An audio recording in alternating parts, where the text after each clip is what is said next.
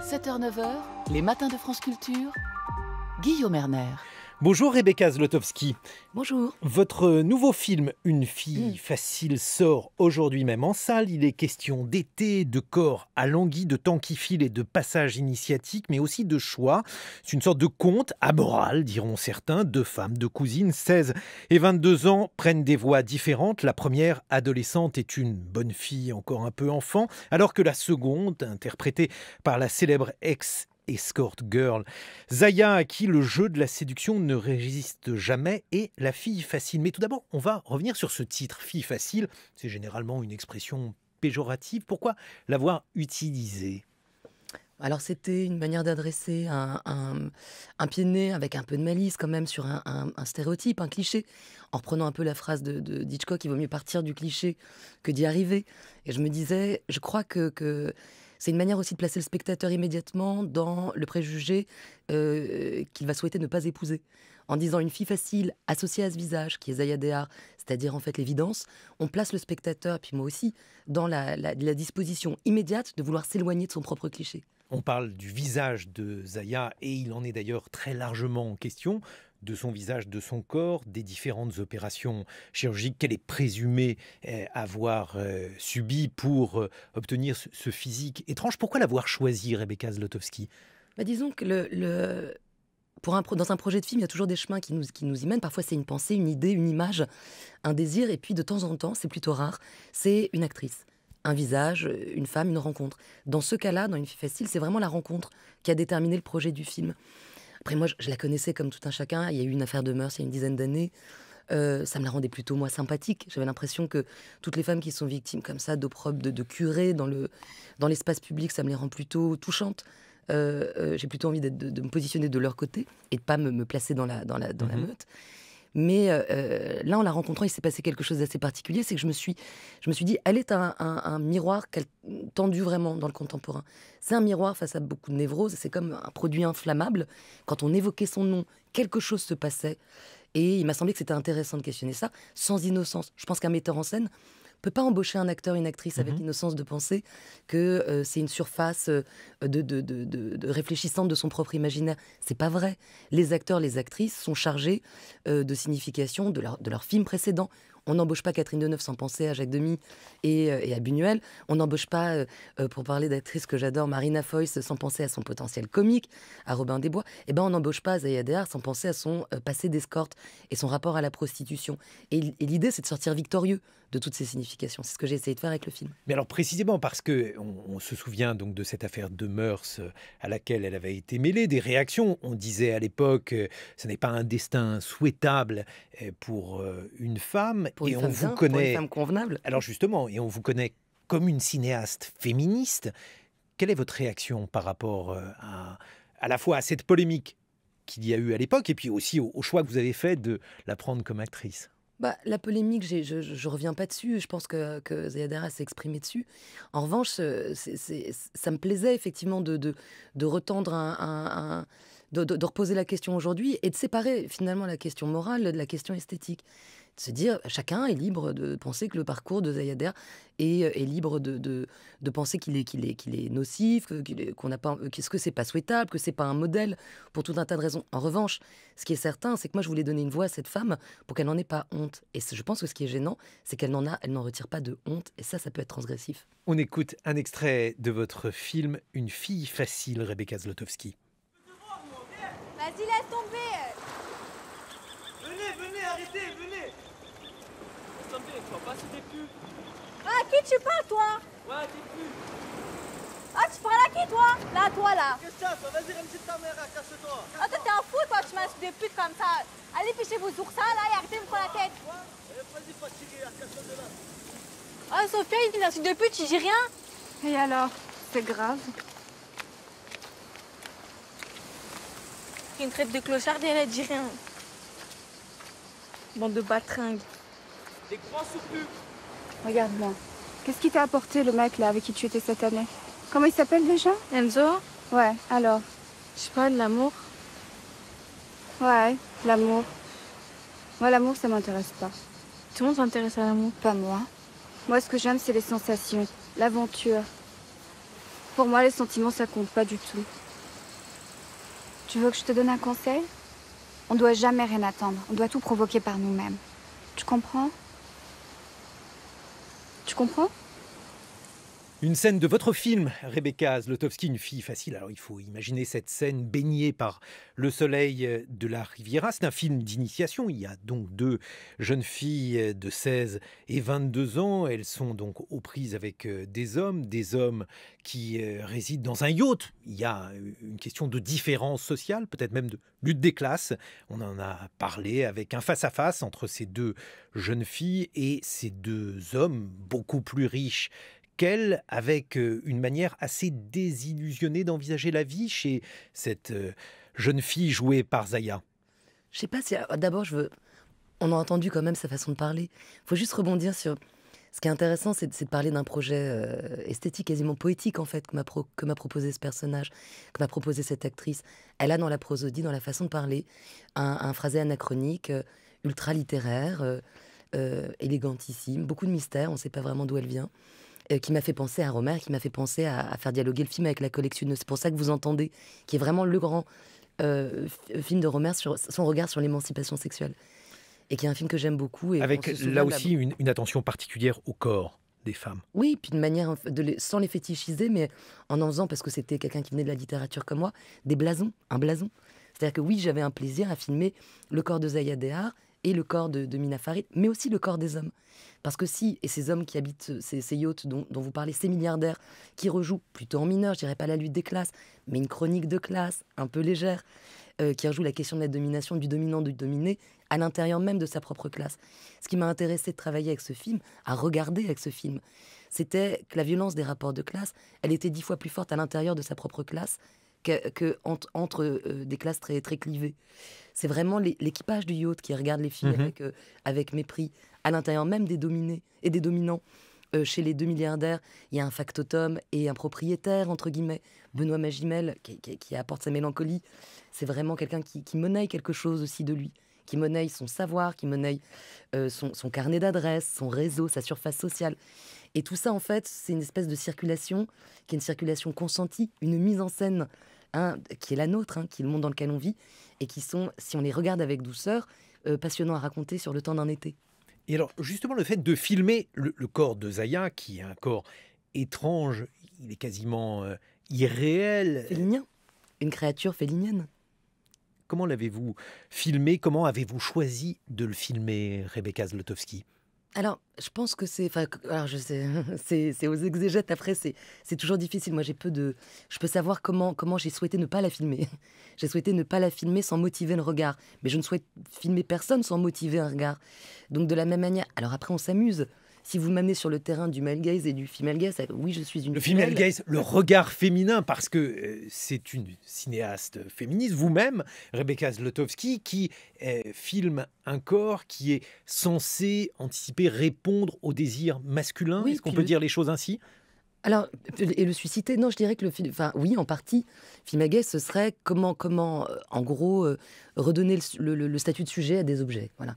Comment est-ce que des visages, des corps qui ont été, des supports qui ont été réifiés, qui ont été objectifiés et puis chosifiés un peu par le regard uniquement masculin patriarcal, peuvent prendre une autre dimension. Mais bon, moi, je suis pas théoricienne non plus. Je suis cinéaste. Il se trouve que je suis female et je gaze. Donc oui, peut-être qu'il y a une certaine façon de regarder, mais je dirais que elle est aussi partagée par des confrères à moi.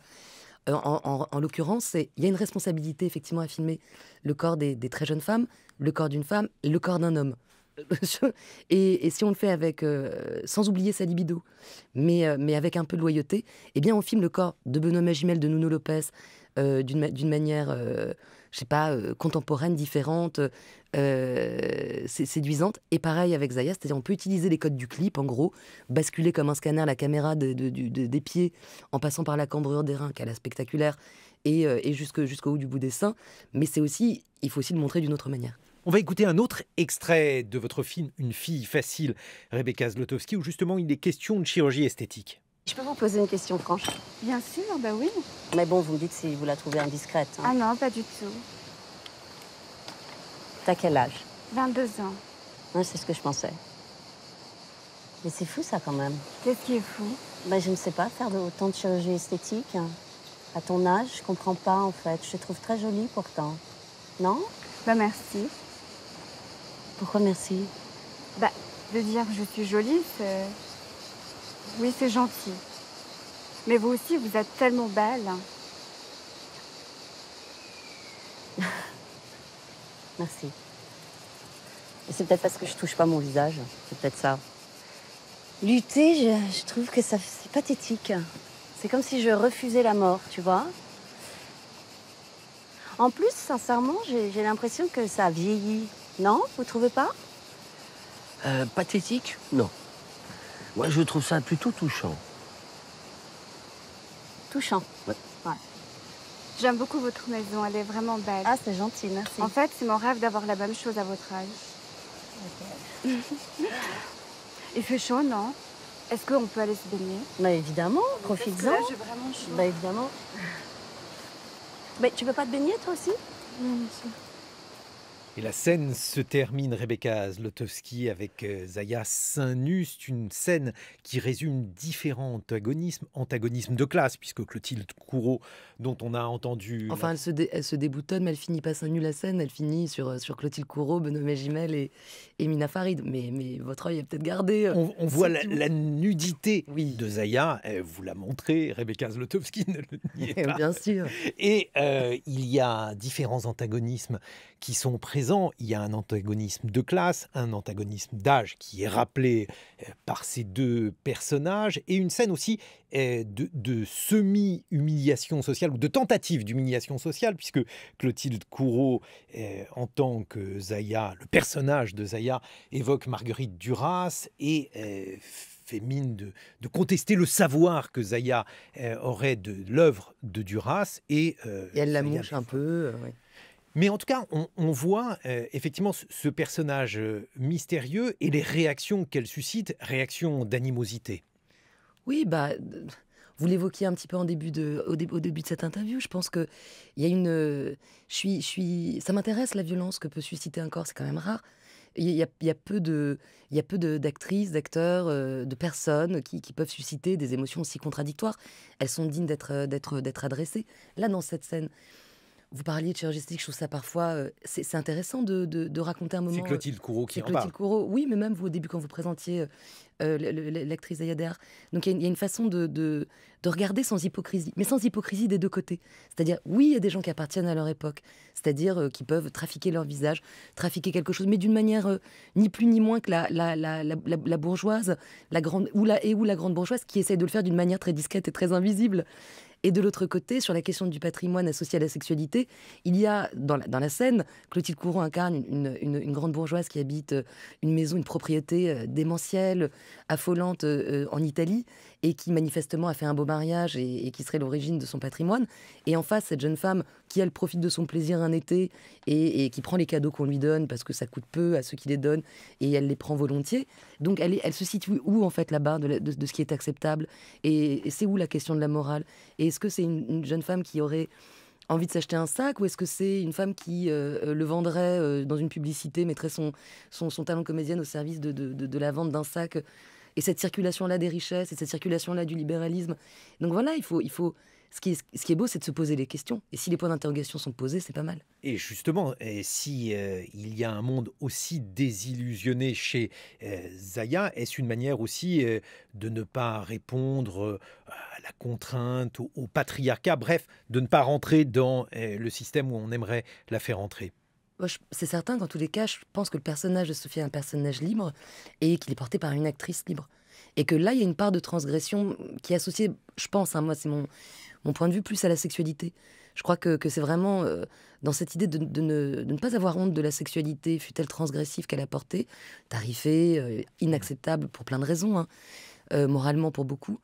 Je pense que c'est là qu'il y a un discours quasiment libertaire. Et au cœur du film, c'est pas un hasard s'il y a vraiment un écho avec Le banquier anarchiste de Pessoa, qui est un texte qui compte beaucoup pour moi, qui est cité beaucoup par le... Oui, parce qu'il faut rappeler et dire que dans ce film, l'un des personnages masculins qui est, je ne vais pas divulgacher le film, mais probablement pas le personnage le plus sympathique de ce film, a une sorte de posture anarchiste, mais c'est un anarchisme de pacotille. Disons que c'est un anarchisme de salon et en même temps un paradoxe intéressant.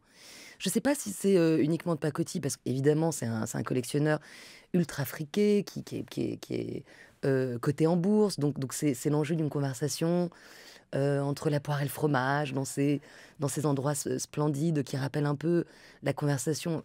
Au moment où je vous le dis, après, j'ai honte tout de suite de faire allusion à ce film comme s'il y avait une parentèle, alors que je vois ça vraiment comme une citation lointaine, mais dans Le Mépris, il y a ces conversations où on est très longue focale, on est loin, et c'est Michel Piccoli et Fritz Lang qui discutent à travers les ronces du rocher de Capri. Et là, c'est vrai qu'on reprend une conversation comme ça de loin, et c'est un peu avec un digestif, on discute de notre côté anarchiste, alors qu'on a Amarelliot à côté. Donc oui, il y a une part...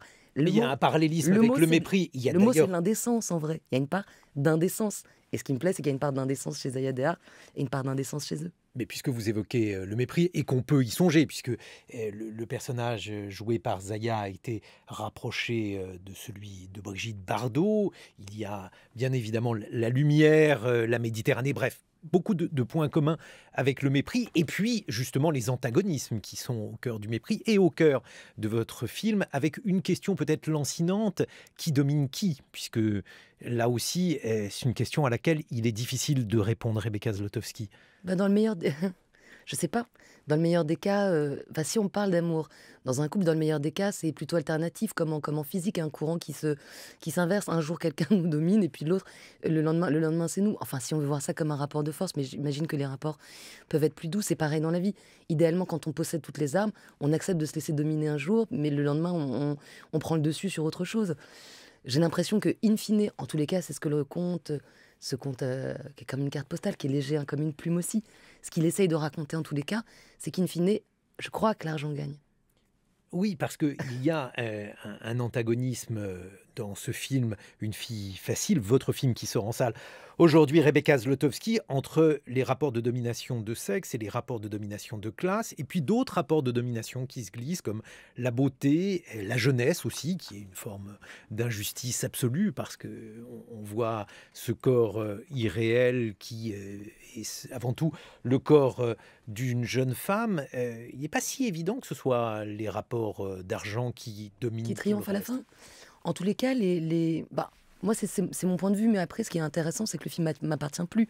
Je pense que l'exact du film, c'est une exact qui est tiré de Pascal. C'est la chose la plus importante à toute la vie, le choix d'un métier. Le hasard en dispose. Et je crois que si on se dit... L'une des choses les plus importantes, je crois, qui font destin, c'est le choix de son métier. Et ce qui m'intéressait de raconter, c'était qu'on peut triompher peut-être de l'existence en l'ayant choisi, en l'ayant consenti, c'est-à-dire en ne le subissant pas. Et en ce sens, peut-être que l'argent triomphe un peu à la fin des rapports de classe, mais ceux et ou celles qui sortent victorieux de leur propre destin sont ceux qui ont choisi, sans honte, leur destinée. Une fille facile, c'est votre film, Rebecca Zlotowski, c'est le mien, qui sort aujourd'hui en salle. Et puisque vous avez parlé de choix de métier, dans quelques minutes, vous restez en notre compagnie, Rebecca Zlotowski. On va recevoir une romancière, Emma Becker, qui a choisi pendant 2 ans de travailler dans des maisons closes à Berlin et qui en a tiré un roman qui paraît chez Flammarion, qui évoque à nouveau les questions dont on a parler ensemble, autrement dit, rapport de sexe, rapport de classe, et puis la manière dont on peut ou non juger de la moralité de ces différentes situations. 8h sur France Culture. Les matins de France Culture, 7h-9h, Guillaume Erner. Et on retrouve la cinéaste Rebecca Zlotowski. Son film Une fille facile sort en salle. Aujourd'hui, il est question d'été, de corps alangui, de temps qui file, de passage initiatique, mais aussi de choix. C'est une sorte de conte. Alors, un conte amoral, diront certains. 2 femmes, 2 cousines, 16 et 22 ans, qui prennent des voix différentes. La première adolescente est une bonne fille et la seconde est interprétée par la célèbre ex-escort girl Zaya, avec un face-à-face entre ces 2 jeunes femmes et les hommes. Et puis un autre conte amoral, conte d'ailleurs, le terme est pour le coup imprécis puisqu'il s'agit d'un témoignage. Emma Becker, bonjour. Vous publiez La Maison aux éditions Flammarion. C'est le récit de votre séjour durant 2 ans dans des maisons closes berlinoises. Et si je dis cela, c'est justement parce que il y a 2 lignes qui ont attiré mon attention au dos du livre. Et ces 2 lignes, elles ne sont pas de vous, mais de votre éditeur. Il est dit « Emma Becker a 30 ans, elle est écrivain, elle vit à Berlin où durant 2 ans, elle a travaillé dans une maison close. Et s'il n'y avait pas ces 2 lignes, finalement, on ne saurait pas s'il s'agit d'un roman purement inventé ou bien d'un témoignage. Qu'est-ce que ce livre? S'agit-il d'un document, comme un journaliste pourrait en écrire, d'une œuvre de fiction? Bref, comment le qualifier? En tout cas, certainement pas de récit. Moi, je l'ai toujours vécu, conçu comme un roman. C'est vrai que j'ai commencé dans une lancée qui était peut-être un peu plus journalistique. Et puis, au fil du roman, en fait, c'est vraiment devenu un travail littéraire, un travail d'écrivain. Travailler dans une maison close, c'était à plusieurs niveaux. J'y ai écrit mon livre, j'y ai travaillé. Et puis, je suis devenue une de ces filles aussi. Donc la barrière entre la littérature et le journalisme était vraiment de plus en plus ténue. Est-ce que ça veut dire que tout ce que vous écrivez est vrai? Est-ce que ça veut dire qu'on s'en fiche et que finalement on n'est pas du tout là pour savoir si la littérature, car c'est un objet littéraire, entretient un rapport avec la vérité, puisque c'est une question qu'on se pose aujourd'hui. Yann Moix fait par exemple la couverture de Libération et on s'interroge pour savoir si le roman qui évoque son enfance est un roman vrai ou pas. Qu'est-ce que vous en pensez, vous, Emma Becker? De la réalité dans la fiction, je pense que quand on lit une bonne histoire ou quelque chose qui nous transporte, on se pose pas forcément la question de si ça a été réel ou pas. Enfin, on se laisse un peu transporter par l'histoire. En l'occurrence, la prostitution est une telle fiction déjà pour commencer que voilà, la barrière entre réalité et l'invention est aussi ténue. Donc c'était vraiment un travail sur l'autofiction en fait. Justement, je vais lire un extrait de votre livre. Ce métier, écrivez-vous, est peut-être celui où, ça n'étonnera personne, on voit sa virginité la plus rapidement déflorée. Je parle là de l'innocence qu'il y a à penser qu'il y est facile de rester 11 heures assise à attendre le client avec la promesse de recevoir un salaire mensuel avoisinant les 5 000 €. Et si l'on a comme moi un livre qui ne demande qu'à être écrit et plus de la moitié de ces 11 heures totalement libre, ça semble un marché tout à fait équitable. On voit le caractère assez provoquant qu'il y a dans ce récit, car on peut dire que la totalité de ces pages sont de la même patte. Pourquoi avoir choisi cette expérience, Emma Becker ? Mais moi, c'était une expérience qui m'avait toujours fascinée par tout ce que j'ai lu. Enfin, ce que j'ai lu, en tout cas, quand j'étais petite. Donc, je parle notamment de Boule de Suif, de La Maison Tellier, des romans de Calafert, Septentrion, ou quand même... Maupassant, exactement. Où il y a quand même énormément de prostituées, énormément de maisons closes. C'était une énorme partie de notre culture littéraire et puis même de notre culture tout court. Et c'est vrai que j'ai grandi en étant fascinée par ces femmes que je trouvais extrêmement puissantes, ne serait-ce qu'à cause du stigmate qui est posé sur elles. Il y avait quelque chose de presque sacré là-dedans. Et quand je suis arrivée à Berlin et que j'ai fini par capter que tout ça était légal, je me suis tout de suite dit qu'il fallait absolument que j'essaye, que j'entre dans une maison close et que je vois comment ça se passe vraiment dans ces endroits-là. Et je ne pouvais pas y aller en tant que journaliste. En tout cas, il fallait vraiment que je fasse partie de l'équipe, quoi. Mais précisément, c'est cela qui témoigne d'un intérêt soutenu pour la littérature ou de ce que vous êtes prêt à faire pour justement écrire un livre. Non, c'est-à-dire il y avait vraiment, comme je disais, une dimension littéraire et puis aussi une attirance presque enfantine pour cette espèce de monde interdit, enfin en tout cas interdit en France. Et ça me semblait une espèce de miracle que ce soit autorisé en Allemagne, qu'on puisse y rentrer, qu'on puisse parler à ces femmes, qu'on puisse s'en approcher. C'était une curiosité à tous les niveaux en fait. La différence qu'il y a entre Maupassant, entre les récits que Zola font de ce qui se passe dans les maisons closes, outre le temps, puisqu'il y a plus d'un siècle et demi qui a passé, c'est le fait que vous êtes une femme, Emma Becker. Qu'est-ce que ça change? Et justement, vous l'écrivez, vous êtes a priori entrée dans une maison close au début pour voir comment fonctionnaient les hommes.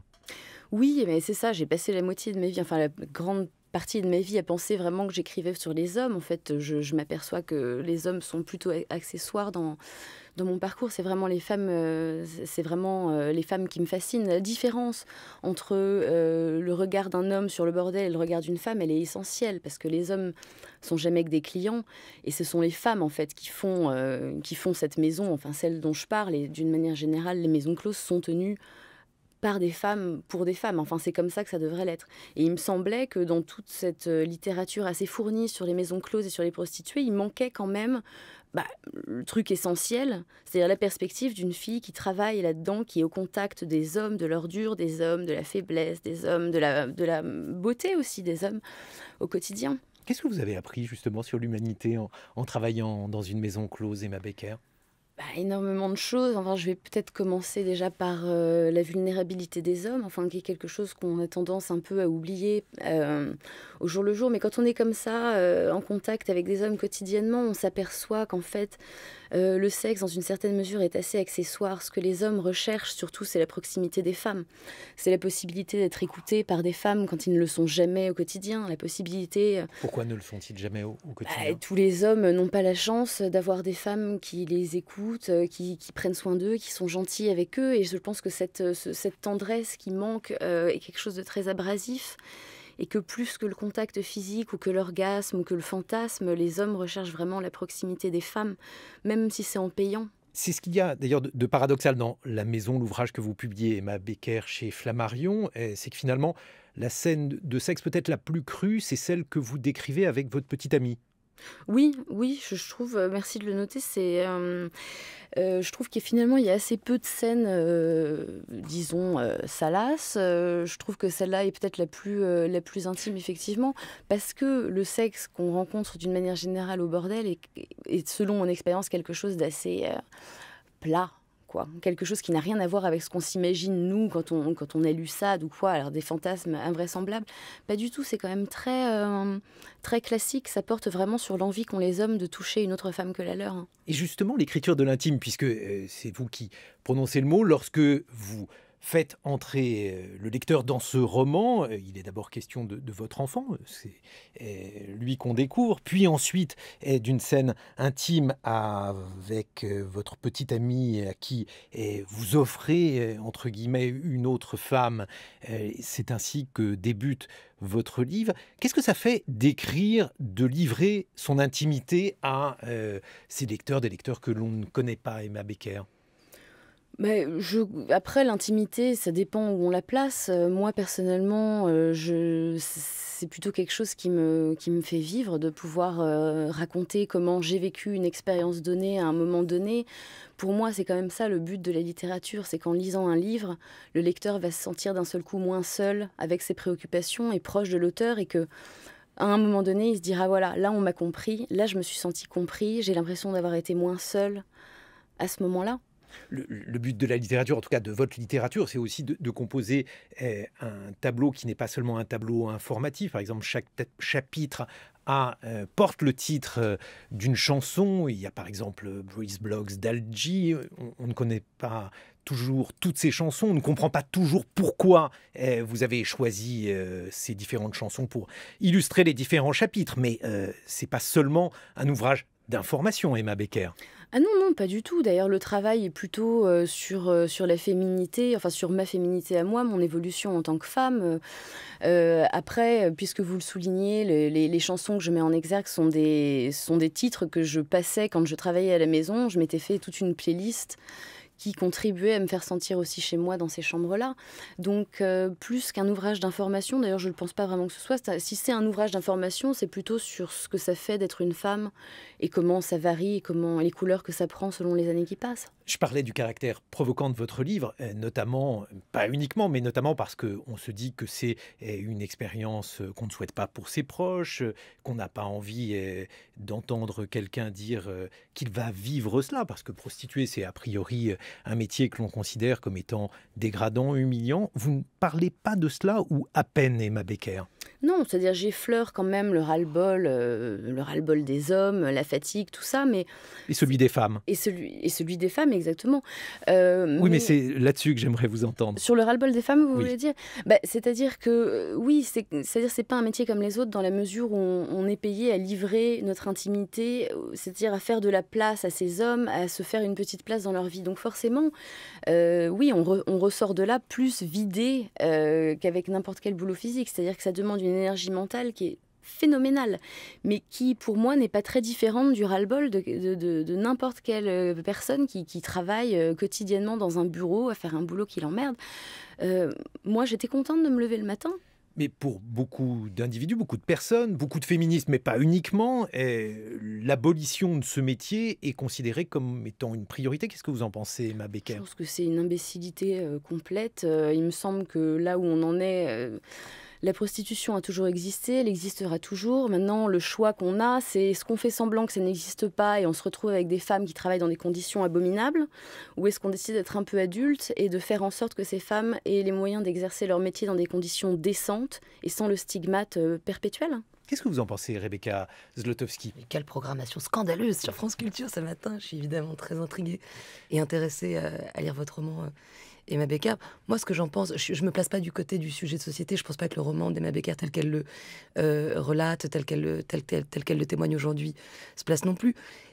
Je vous rappelle que le film de Rebecca Zlotowski met en scène une ex-prostituée absolument Zaya qui s'est fait connaître dans une affaire de mœurs où elle était mineure à l'époque. Et là aussi, il est difficile de regarder les films sans avoir ça présent bien sûr, à l'esprit. où il est souhaitable d'avoir ça à l'esprit. Et d'ailleurs, le film lui-même n'essaye pas d'effacer. Disons que on pense à la Maison Tellier, Boule de Suif. Ce qui était fascinant, effectivement, dans ces immenses nouvelles du 19e, c'est qu'il était question... Il fallait, à un moment donné, que ces prostituées deviennent des saintes, quelque part. Il fallait à un moment racheter, peut-être aussi que les Dames du Bois de Boulogne, enfin, le film de Bresson inspiré de Diderot, sur le rapport à la prostitution. Il faut que, d'une certaine manière, les femmes qui vendent leur corps se rachètent, et où l'homme qui les regarderait avec loyauté se dirait... Finalement, ce sont des saintes. Moi, ça m'intéresse pas. Moi, ça m'intéresse de dire, et peut-être c'est ça qui me donne aussi envie de lire votre roman, et puis Moi, j'ai essayé de me faire inviter sur des yachts, ça n'a pas marché. Donc, j'ai beaucoup de respect pour vous qui allez au bout de la démarche. Mais ce qui m'intéresse, c'est qu'est-ce qui se passe si, sans honte, on reconnaît que même s'il y a un rapport à la sexualité qui est, vous le dites, pas souhaitable pour ses proches, moi, j'en sais rien. Je veux dire, moi, ce que je souhaite pour mes proches, c'est qu'ils fassent quelque chose qui les épanouisse, qui les rende heureux, et éventuellement autonomes. Donc autonomes psychiquement, sexuellement, financièrement. C'est pas le cas de tout le monde, hommes, femmes confondus. C'est pas le cas des prostituées, puisque, a priori, oui. Et je pense autonome sexuellement. Bien sûr que oui, autonome sexuellement, c'est-à-dire si vous évoquez une sexualité avec votre compagnon et un métier qui est du côté de la sexualité. Après, je conçois que ce soit étrange. Il y a des auteurs, ça m'intéresserait de relire Griselide Israël aujourd'hui, par exemple, et de me demander quelle est la part, j'ai l'impression, comme qui est une prostituée qui a prostituée théoricienne de la prostitution, et puis bon, peut-être que ça, et qui a prôné la part sociétale de ce métier. Emma Becker. C'est intéressant parce qu'il y a quand même, vous parlez d'autonomie, il y a quand même une forme d'aliénation dans ce métier du désir, c'est-à-dire qu'on s'aperçoit après un certain temps, on a beau aimer les hommes comme moi, je les aime par exemple, il y a quand même un moment où on s'aperçoit que le désir est complètement rouillé, c'est-à-dire quand on fait ça, et c'était ça aussi l'un des trucs qui m'a quand même le plus heurté, c'est qu'au bout d'un moment, on n'a plus vraiment envie des hommes, c'est-à-dire c'est devenu un travail. Mais après, est-ce que la liberté est esprit? Je ne sais pas. Rebecca Zlotowski. Ce qui nous intéresse, c'est de sortir Moi, je vois ça de mon point de vue, qui est celui d'une cinéaste. La question, en fait, que vous évoquez, qui m'intéresse, c'est quel est le rapport à l'intime et l'extime. Qu'est-ce qui est plus puissant à donner pour une actrice, par exemple, ou un acteur? Est-ce que c'est ses larmes ou est-ce que c'est sa nudité? Est-ce que c'est une scène de sexe non simulée ou est-ce que c'est une scène d'émotion bouleversante dans laquelle les acteurs, les actrices vont puiser dans le tréfonds de quelque chose de humainement très, très, très complexe, sans doute très engageant? Et là, en fait, c'est là où on ne peut pas regarder ça. Et finalement, ça repose sous la question de l'affaire du post-Weinstein, c'est-à-dire de se dire qu'est-ce qui circule, qu'est-ce qui est acceptable, qu'est-ce qui n'est pas acceptable, et pourquoi, sur un registre théorique, demander à une actrice de pleurer ou un acteur de pleurer devrait être à égalité à lui demander de sortir son sexe. Et pourtant, moi je vois bien, nous savons bien que ça n'est pas tout à fait la même chose ça n'est pas tout à fait la même chose qui est digne d'être questionné, mis en scène et affronté.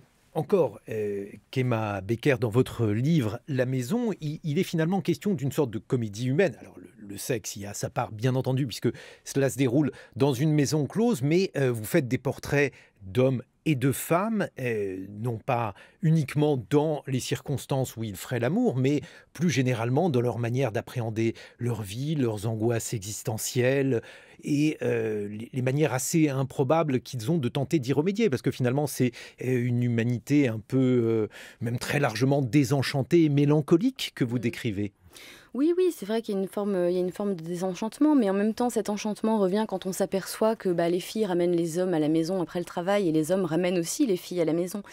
Et qu'en fait, peu importe l'argent qu'on donne, c'est limite, ça n'a strictement rien à voir avec ça. C'est toujours cette tentative. C'est quand même important parce que vous décrivez, pardonnez-moi, je vous ai coupé, vous décrivez très précisément la manière dont telle ou telle chose sera tarifée différemment, la manière dont le temps est mesuré, bref, des choses qui sont a priori parfaitement contradictoires avec la représentation qu'on peut se faire de l'amour romantique. Ah, mais ça n'a strictement rien de romantique. Enfin, c'est-à-dire c'est romantique si on accepte d'y croire. Manifestement, les hommes qui vont au bordel acceptent d'y croire, se satisfont du fait de payer une femme pour une demi-heure et que pendant une demi-heure, il n'y ait que sur Terre. Mais ce qui m'a beaucoup surprise, moi, c'est que on aurait tendance à penser que les hommes, en donnant de l'argent, prennent le pouvoir. Et en fait, pas du tout. L'argent qu'ils donnent les rapetissent vraiment. Et les femmes prennent ces espèces de proportions de déesses à partir du moment où on les paye pour n'être que des femmes.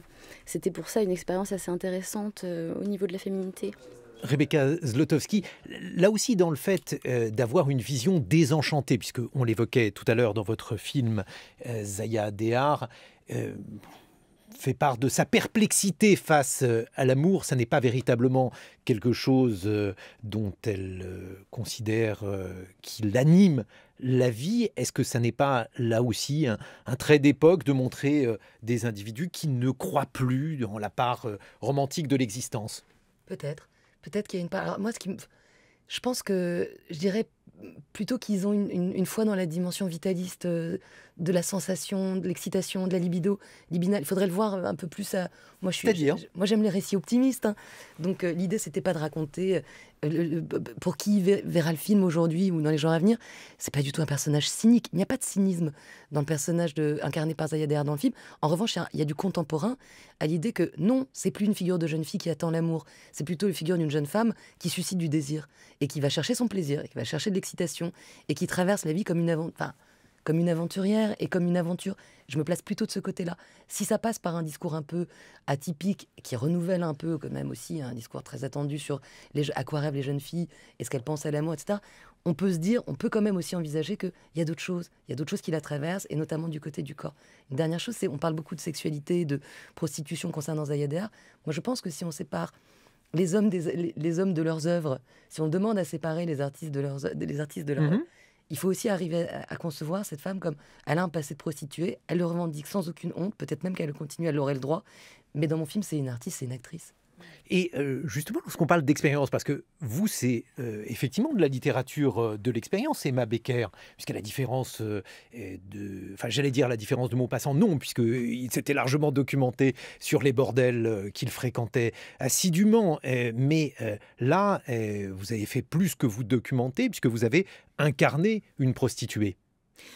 Oui, c'est-à-dire, comme je vous disais, c'est à peu près impossible de toute façon d'interroger ces filles comme ça. C'est pas très honnête.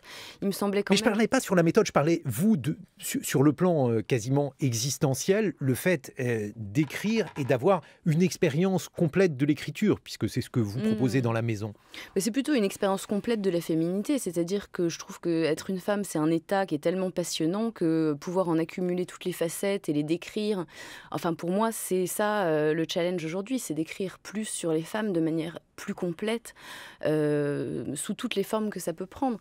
Et c'est vrai qu'on se voit soi-même dans une expérience comme ça, se transformer mois après mois, et on touche aussi ses limites, et on comprend beaucoup de choses sur le désir et la complexité du désir féminin, de comment il se réveille, de comment il s'éteint, et d'à quel point il peut être... Là, c'est plutôt l'extinction que vous avez raconté. Oui, l'extinction du désir, mais enfin, ceci dit, il y a quand même des scènes où le désir renaît après des années de maison close. Enfin, je pense à cette scène dans le parc, où vraiment on voit que cette fille qui a bossé 3 ans dans un bordel, tout à coup, pour le premier homme qui ne la paye pas, ressent une excitation énorme. Et c'est ça aussi la magie du désir féminin, c'est qu'il renaît de ses cendres. Et lorsque vous parlez de toutes les facettes de l'existence féminine, c'est peut-être parce que vous allez consacrer un livre à la maternité ? C'est en projet, enfin sur le changement que ça représente en tout cas dans la vie de quelqu'un d'égocentrique comme moi, de tout à coup se retrouver avec... Pourquoi égocentrique ? Je pense que c'est aussi le fait que j'écrive qui veut ça, c'est-à-dire comme j'écris sur mes expériences, sur moi, sur mon évolution en tant que personne à un moment donné, d'un seul coup se retrouver avec un enfant, c'est vrai qu'on n'est plus la personne la plus importante de sa vie et c'est une transition qui est passionnante. Et puis alors, on songe aussi, on a évoqué les rapports de domination entre les hommes et les femmes avec Rebecca Zlotowski. On songe également à ces rapports de domination, à la manière, c'était Rousseau qui évoquait ce thème, la manière dont les femmes mesurent la quantité de sensualité qu'elles apportent aux hommes. Et évidemment, en lisant votre livre, on pense à ça parce que vous décrivez très bien la mécanique de l'horloge et la mécanique du tarif. On a l'impression que dans ces moments-là, ce sont les femmes qui dominent absolument les hommes. Oui, dans ces moments-là, comme dans pas mal d'autres moments, de toute façon. C'est-à-dire je trouve en faisant cette expérience, je me suis quand même rendu compte que le bordel était une espèce de miroir grossissant et qu'on s'apercevait du rapport schématique entre l'homme et la femme, qui est que l'homme est quand même assez transi d'effroi devant la puissance des femmes. Et d'être enfermé comme ça dans un cadre temporel, il y a une espèce de jubilation et de cruauté là-dedans qui était une expérience très riche. Et ça, c'est pas commun, parce que d'habitude, on a plutôt tendance à dire que la question, c'est d'abord celle du patriarcat. Oui, mais je pense qu'il y a moyen de retourner ce patriarcat et de jouer avec. Et moi, cette expérience m'en a donné l'occasion. Qu'est-ce que vous en pensez, Rebecca Zlotowski, sur la question des rapports de domination, la possibilité de les inverser? Alors, le personnage de Sophia, autrement dit celui que joue Zaya dans Une fille facile, votre film, elle inverse là aussi en partie ces rapports de domination. Elle inverse de manière ponctuelle, mais je pense aussi à l'intérieur même du couple masculin, c'est pas forcément entre hommes et femmes, à l'intérieur même de la classe des dominants, le milliardaire et son factotum Benoît Magimel. Pareil, il y a des reprises de pouvoir. Moi, je suis optimiste. Je pense que les choses vont dans le bon sens si on en retire la honte. Si on retire la honte, si on affronte avec, sans hypocrisie les problèmes et si on donne des possibilités à chacun de faire destin de manière personnelle. Peut-être qu'un optimiste convaincu ou intégral considérerait que la domination n'existerait plus. Dans la lutte des classes, à la fin, il n'y a plus de classe. Est-ce qu'on y arrive? Comment on y arrive? En tout cas, ce qui m'intéresse, c'est la mise en scène de ça. Ce qui m'intéresse, c'est les espaces de fiction qui nous permettent de poser des questions. Moi, je ne suis pas une idéologue sur ce registre. Je peux voir... Non, mais vous avez un point de vue. Bien sûr. Mais il est dans le film, je pense. Je pense qu'il est vraiment émis là-dessus. Un mot de conclusion, Emma Becker, à ce sujet. Est-ce que, justement, il est possible d'être optimiste aujourd'hui sur les rapports hommes-femmes, ou bien est-ce que cette expérience vous a rendu, au contraire, plutôt pessimiste? Non, moi je suis plutôt optimiste là-dessus. En tout cas, je pense que il faut avoir de l'optimisme parce que les femmes sont quand même en train de se réveiller de manière massive. Je pense qu'on a quand même de beaux jours encore devant nous. On va voir cela. En tout cas, Emma Becker, La Maison, c'est publié chez Flammarion. Une fille facile, c'est votre film, Rebecca Zlotowski. Vous restez en notre compagnie.